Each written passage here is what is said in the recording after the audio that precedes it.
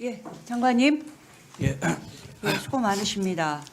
지난 법사위 전체회의 때 비동의 간음죄 논의에서 사용하신 근거와 팩트가 저와 많이 달랐죠. 독일 부분 말씀하신 건데요. 제가 회의가 끝나고 법무부 담당자가 근거 자료 가져왔고 장관께서 인용한 통계가 틀렸다면서 여러 번 깊은 사과를 하고 갔습니다. 그 내용 중 하나만 살펴볼게요. 시간이 없으니까. 하나밖에 없었던 것 같아요. 아닙니다. 장관은 지난 2월 대정부 질문 당시 우리나라 성범죄 유죄율이 90%고 비동의 간음죄를 도입한 독일 유죄율은 8%였기 때문에 국가적 상황이 다르다고 주장했고 우리나라에서 비동의 간음죄 논의가 절실하지 않다라는 하나의 근거로 사용했습니다. 그리고 제가 지난 전체 회의에서 두 통계를 동일선상에 놓고 비교할 수 없다는 말씀 드렸습니다. 기억하시죠? 근데 제가 이미 한 번 팩트가 틀렸다고 1차 질의에서 지적을 했음에도 불구하고 2차 질의에서 장관은 기본적인 팩트체크조차 하지 않고 잘못된 통계가 맞다고 우기셨어요. 속기록입니다. 보시면 통계를 확인하고 틀리지 않다고 주장하셨어요. 그때 당시 제대로 확인하고 답하신 건 맞습니까? 지금 말씀하신 것 중에 독일 부분을 말씀하시는 것 같은데요. 스웨덴 부분도 마찬가지입니다. 스웨덴은 부분도 정확하죠. 잘못됐다고 얘기를 했고요. 누가 잘못됐다고 왜냐면 얘기를 카운트하는 했어요? 방식이 달랐으니까. 아니요, 근데 그렇지 않아요. 그것도 와서 스웨덴 법무부에서 23%는 인정을 그대로 했습니다. 통지에 나와 있는 거고 아유, 독일의 장관님. 경우에는 장관이 그렇게 발언한 부분을 제가 인용한 것이라는 말씀 드립니다. 아니면 여기 보시죠. 이게 이 속기로만 봐도 지난 회의 끝나고 그때 독일 관련해서 팩트체크 제대로 해보셨습니까? 지원님, 제가 설명드릴 기회를 주시면요. 스웨덴, 한국의 기소 대비 유죄율을 기준으로 했던 것이고요. 그 독일에 대해서 얘기한 것은 제가 약간 이 의회에서 장관이 비동간 도입 당시에 발언했던 거 그대로 인용하다 보니까 오해의 소지가 있었던 것 같습니다만 기소 대비로 69%입니다. 역시 20% 이상 차이가 나기 때문에 그 큰 경향에서 한국보다 굉장히 차이가 난다는 점에 대해서 분명합니다. 근데 뭐 8%하고 70%는 완전히 다른 얘기고 스웨덴 같은 경우도 카운트하는 방식이 달라서 이 범죄율이나 이런 것들이 다르다는 것을 그때 확인했었고 통계를 법무부에서도 내는 와서도 방식은 확인했습니다. 나라마다 다 차이가 있기 때문에 완전하게 또 같을 수는 여전히 없어요. 인정을 안 하시는군요. 네. 그러면 여기서 지금 말씀드려야 되는 건 굉장히 중요한 게 뭐냐면요. 이런 식으로 팩트가 틀렸는데도 아니라고 자꾸 우기고 그러면은요. 짧은 시간에 논지 전달이 굉장히 어렵습니다.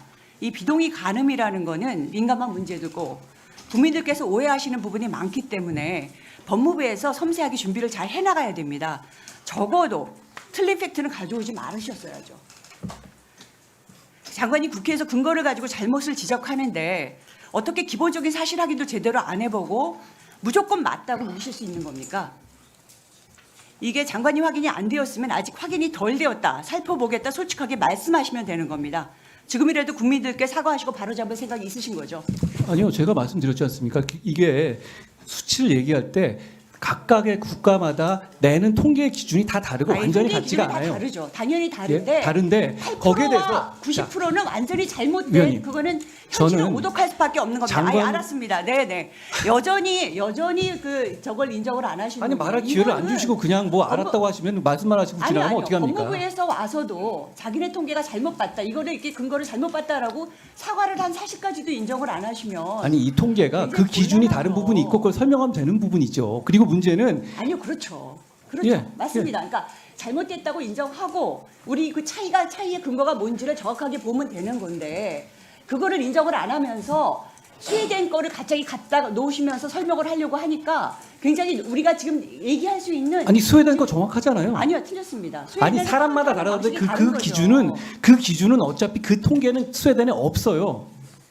스웨덴은 카운트하는 방식이 다릅니다. 그게 전제였고요. 아니 그건 사람마다 법무부에 여러 와서도- 차례 피해 당했다 그 말씀하시는 거죠? 그렇죠. 스웨덴은 그러면 카운트하는 문제는 방식이 그 다르다는 숫자가 얘기하고 그렇게 있는 크지 거고요. 않은 데다가 아유, 네, 그게 그렇게 네, 알았습니다. 네네. 절대 인정을 안 하시는군요. 그러면 이거 좀 묻죠. 저도 너무 궁금해서 오늘 계속 진행하면서 이 헌법재판소 판정이요. 지난 23일 장관 및 검사 6인이 청구한 권한쟁의 사건에 대해서 헌법재판소의 결정 어떻습니까? 졌습니까? 이겼습니까? 장관님 입장에서.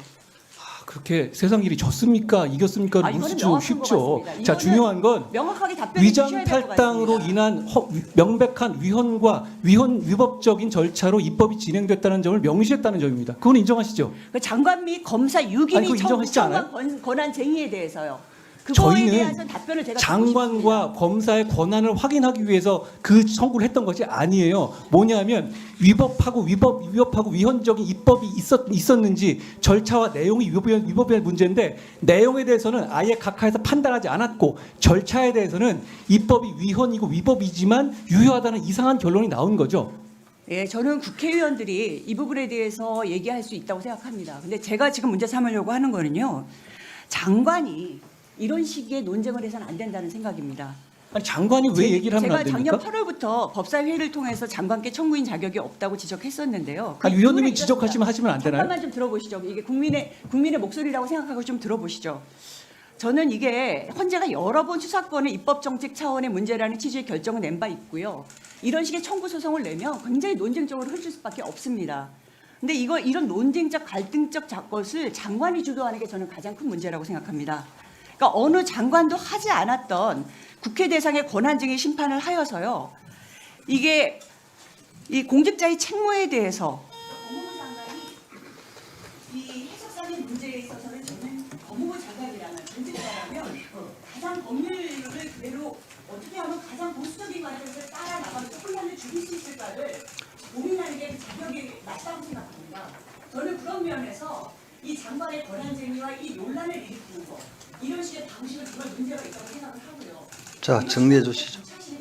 네, 정리. 위장탈당과 위장탈당 같은 그런 위법적인 입법이 이루어지고 그것이 다른 것도 아니고 국민의 모든 국민에 영향을 미치는 형사사법 시스템에 관한 것일 때 법무부 장관이 이런 소송 제기하지 않으면 저는 직무유기라고 생각합니다.